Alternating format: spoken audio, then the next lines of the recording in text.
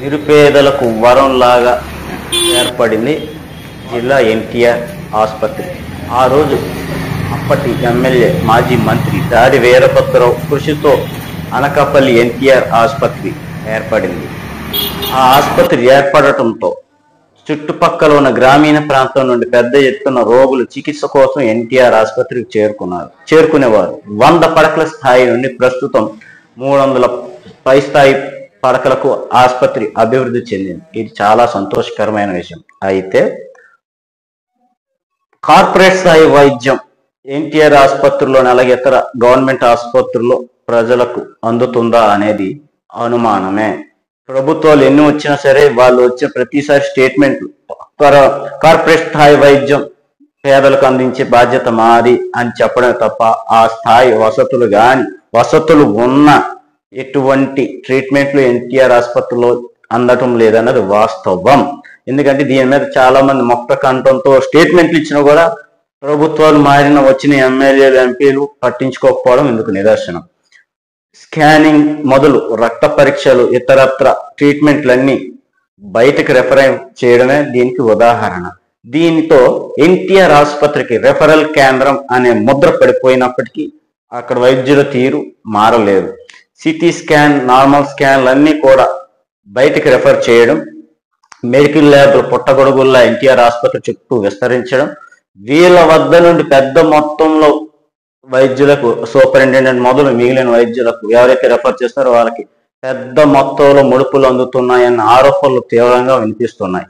దీనికి కారణం కూడా లేకపోలేదు. ఇటీవల ఎన్టీఆర్ ఆసుపత్రి పక్కన తేజశ్రీ డయాగ్నోస్టిక్ సెంటర్ ఏర్పడింది.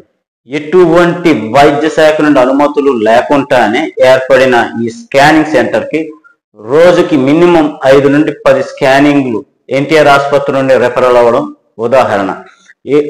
ఇక్కడ అనుమతి లేకుండా ఏర్పడిన ఈ సెంటర్లు అలాగే మిగిలిన మెడికల్ ల్యాబ్ సెంటర్స్ కు డిఎంఎన్హెచ్ఓ కేవలం నామమాత్రపు నోటీసులు ఇచ్చి చేతులు దులుపుకున్నారు. దీనిపై వివరణ కోరితే నోటీసులు ఇచ్చాం, స్పందించలేదు అని సాక్షాత్ అధికారులు చెప్తున్నారంటే వాళ్ళు ఎంత నిర్లక్ష్యంగా విధులు నిర్వహిస్తున్నారా, లేదా వాళ్ళు ఇచ్చే కాసులకు కక్కుర్తుపడి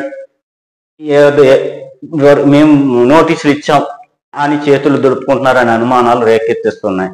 పుట్టగొడుగుల్లో వస్తున్న ఈ ల్యాబులు, స్కానింగ్ సెంటర్లు పేదవాడిని, నిరుపేద రోగులను పీడించి పిప్పి చేస్తున్నాయంటూ పలు ప్రజా సంఘాలు ఆవేదన వ్యక్తం చేస్తున్నాయి. దీనిపై తక్షణమే అటు మహా లక్ష్యంతో ఏర్పడిన ఎన్టీఆర్ ఆసుపత్రి నిజంగా నిరుపేదలకు మెరుగైన వైద్య సేవలు అందిస్తే గనక ఆ పేరు ప్రతిష్టలు ప్రభుత్వంలో ఉన్నవారికి ఆ వైద్యులకే దక్కుతాయి.